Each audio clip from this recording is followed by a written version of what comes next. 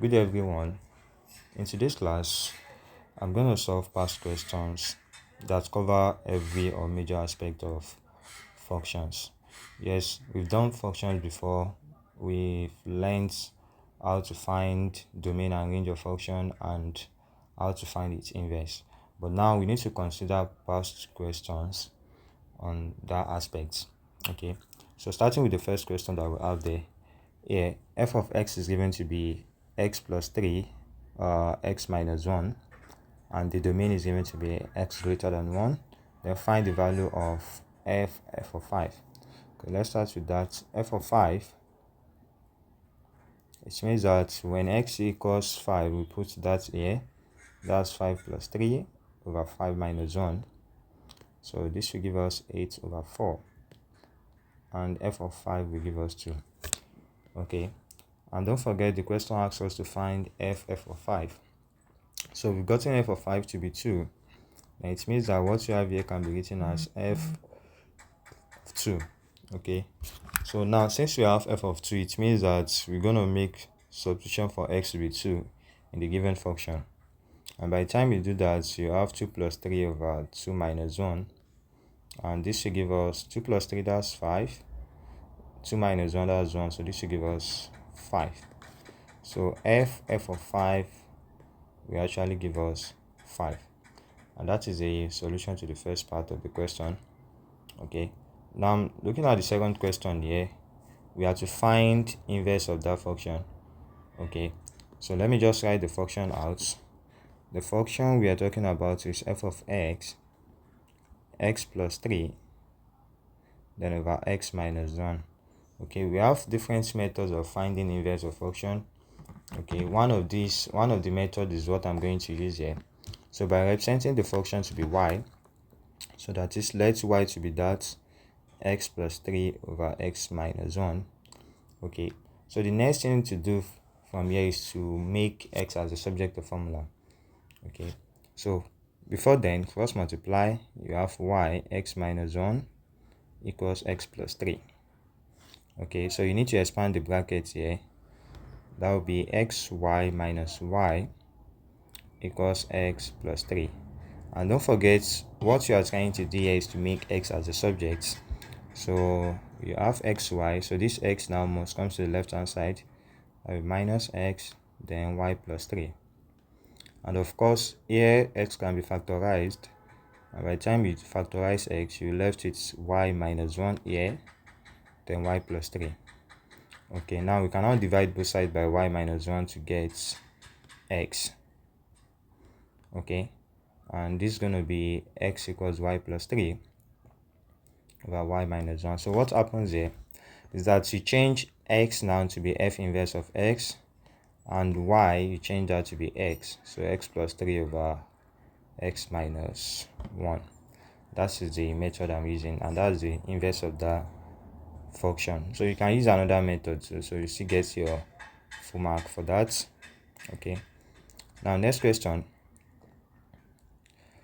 Given that f of x is 1 over 2x minus a, let me write that f of x, we have that to be 1 over 2x minus a. And of course, we have g of x, that is given to be 3x plus b. Okay, so given that g of 2 equals 10 and f inverse of 2 equals 14, then find the values of a and b. Okay, let's start with g of x. So since g of x is given to be 3x plus b, so it implies that g of 2 is going to be what? 3 times 2 plus b.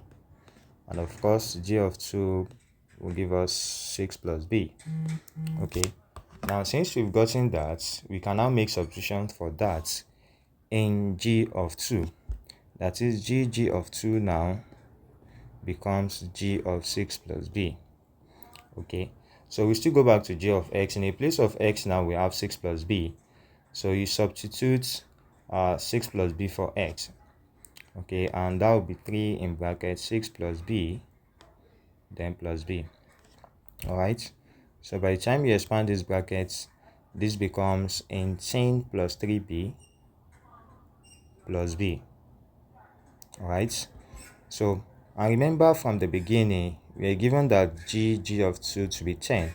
It means what you have here is same thing as 10. Okay, and this is 18 plus 4b equals 10. So we can easily make b as the subject of formula here. 4b equals 10 minus 18. Then 4b equals minus 8. Then divide both sides by 4 to get b. So we obtain b to be minus 2. So we've gotten the value of b to be minus 2. Now is to find the value of a. So what are we going to use here? We use the equation here. F inverse of 2 equals 14. So before we can apply this 14, we need to find inverse of this function f of x. Okay, so since f of x equals 1 over 2x minus a, so you can just represent that to be y, which is 1 over 2x minus a. So as you all know that anytime we have something like this, you try to make x as the subject. Okay, this is y plus a equals 1 over 2x. Now multiply both sides by 2, you're going to have x to be 2 in brackets y plus a. Now f inverse of x is 2 in bracket of x plus a. And this is the inverse function of f of x. Now we can now apply 2 and 14 here. So since f inverse of 2 is 14, it means that when x is 2, the function is 14. That's 2 in bracket 2 plus a equals 14. Alright, so expand the brackets. That's going to be 4 plus 2a equals 14. 2a equals 14 minus 4, that's 10. Then we obtain a to be 5. So we obtain a to be 5 and b to be minus 2. Okay, so moving to the next question.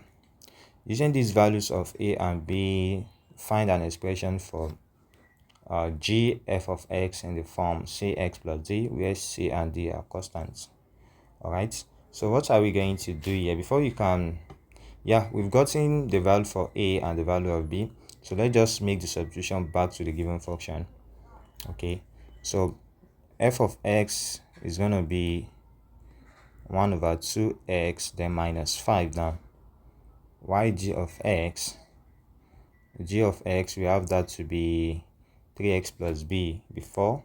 Now we have minus 2. Now that will be 3x minus 2. Okay, 3x minus 2. Yep. So let's make the substitution there. Gf of x, remember gf of x is different from fg of x. Okay, this cannot be equal. The only case for this to be equal is if f and g are self-inverse function, that is, g is inverse of f of x or f is inverse of g of x. Okay, so but otherwise cannot be equal. So we have to follow how it is written there, which is gf of x. Now gf of x is going to be g. F of x, we have that to be 1 over 2x minus 5. Now what we have here inside g, we're going to put that in 3x minus 2. That will be 3 in brackets 1 over 2x minus 5, then minus 2. So by the time we expand the brackets, that will give us 3x over 2 minus 15 minus 2. So this is 3x over 2 minus 17. Okay, so this is how to, you don't need to take XCM or so. So this is how to leave your answer, because you are told to leave the answer in terms of cx plus z, and that is the solution to that. Alright, now moving on to the next question. Now here you have f of x equals 2x squared minus 16x plus 23, and domain is given to be x less than 3. So express f of x in terms of this. Okay, so completing the square, that's what we're going to use here. 2x squared minus 16x plus 23. When you look at the question carefully, you realize that the first two terms have common factor, and that is 2. So that can be factorized. So when you factorize 2, you have x squared minus 8x, then plus 23. Okay, so and remember, the one of the methods we use to solve something like this is to divide coefficient of x by 2. Okay, so that we have x minus 4 squared. then that same value that you have, you subtract it from this entire function, then plus 23. Okay, so f of x is 2x minus 4 now squared. So minus 4 squared, that is minus 16. Minus 16 times 2, that is minus 32 plus 23. So f of x now will finally give us 2 in bracket of x minus 4 squared. So minus 23 plus minus 32 plus 23, that is minus 9. And that is the solution to that. Alright, so moving to the B part of the question, we are asked to find the range of f. The range of f. So one beautiful thing about quadratic is that anytime you're asked to find range or something like this, you must have been given hints on how to go about this. So you don't need to start by looking for the range from here again. So just proceed from the results you obtain here. From here, this is where you are going to start from. You don't need to start from here again. So we can easily pick it from here. So we have f of x. We've gotten that to be 2 in bracket of what? X minus 4 squared minus 9. And the domain is very important. Yes, your domain is very important to find your range of any function. So we have x less than 3. Now, first thing you have to look here is that, to take note here is that the turning point here, what's the turning point? The turning point here is also at the minimum. It's also the minimum. And the point here is 4 comma minus 9. Okay, so since the turning point is 4 comma minus 9, ordinarily the minimum value should be minus 9 when we consider set of real numbers as the domain, or something that captures this point 4. Now, when you look at this now, we have x less than 3. You cannot choose this to be minimum again. Why? Because your points here, the line of symmetry is outside the domain. And when your line of symmetry is outside the domain, you can't choose the corresponding minimum value or maximum value as your range again. Okay, this is exactly what you are saying. Of course, this is a parabola which should be of this form. Okay, and this is exactly what you are saying. This turning point here is 4 comma minus 9. I don't know, but let's just say this is on a real line like this. Okay, such that for you to have 4 comma minus 9 here, it implies that the x value here is 4. And remember, the x less than 3, it means that the x value will not even get to this point. So let's say this place is 3. So 3 is around this place now. So what are we going to do here? In question like this, anytime you have a domain that didn't capture the line of symmetry or the turning point, it means that you're going to make direct substitution for that to get your domain. So now to get this point here, now we make substitution for x with 3 in the given function. And when you look at this, it means this is a curve we are going to have. Okay, this is part of the parabola we are going to have because we are considering x less than 3. And of course, this particular point here is also the minimum value. Is a minimum value to give you the minimum value as when you consider the domain. Okay, so make substitution for x to be 3 there. So f of 3 will give us 2 in bracket 3 minus 4 squared minus 9. So f of 3 now, that's 3 minus 4, that's minus 1, minus 1 squared, that's 1. So 2 minus, this is 2 minus 9. So f of x will give us what? Minus 7. So since you said this point here is a minimum value, so it means that the range now is f of x less than or greater than or equals to minus 7. So greater than minus 7. Greater than minus 7. Okay, and that is the range of the function. It means that as x decreases, y increases here. As x decreases from x less than 3, y increases. Okay, so and that is the range of the function. Moving to the C part of the question, we have to find the inverse of that. Like I said before from the beginning, that anytime you have something like this, especially when you have to find inverse of quadratic function, we all know part of the steps to consider is to complete the square of that quadratic function, and that has been completed here. Okay, you just have to start the solution from this place. You don't need to start from the beginning again.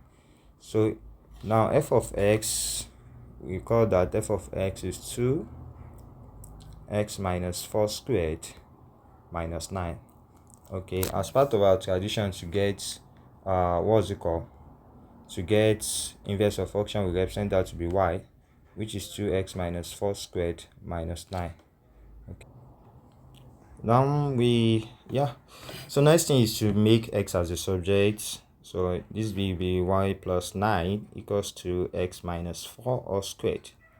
Okay, so you take square root of both sides. Oh, before then, divide both sides by 2. Y plus 9 over 2 equals x minus 4 all squared. Next thing is to take square root of both sides, which is y plus 9 over 2. Remember, anytime you are taking square root of both sides, you must put plus or minus. Now, this place is very important. You need to pay attention to this. It's very important. Yes.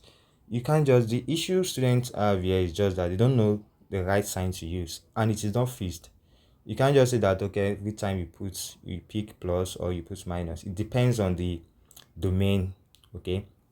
Now go back to the function. The domain is given to be x less than 3.